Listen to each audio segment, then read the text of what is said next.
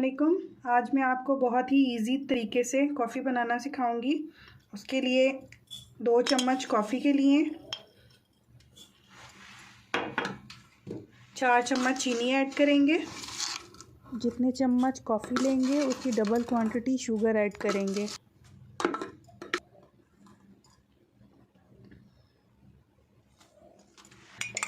दो से 3 चम्मच पानी ऐड करेंगे।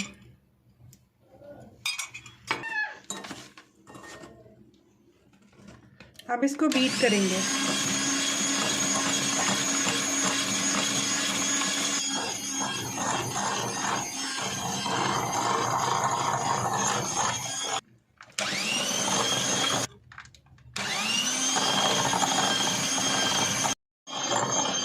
इतनी लाइट और फ्लफी हो गई है। इसको 4 से 5 मिनट बीट किया हमने और ये देखिए कैसे लाइट कलर हो गया कॉफ़ी का।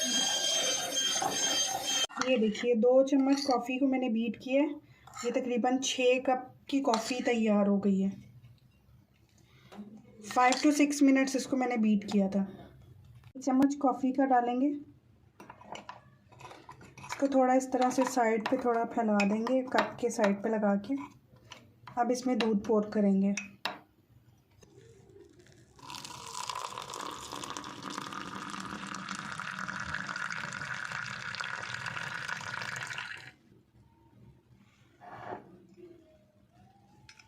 ये फ्रोथ देखिए, कॉफ़ी पे फ्रोथ कितनी मज़े की बन रही है। ऊपर से भी थोड़ी सी कॉफ़ी ऐड करूँगी मैं।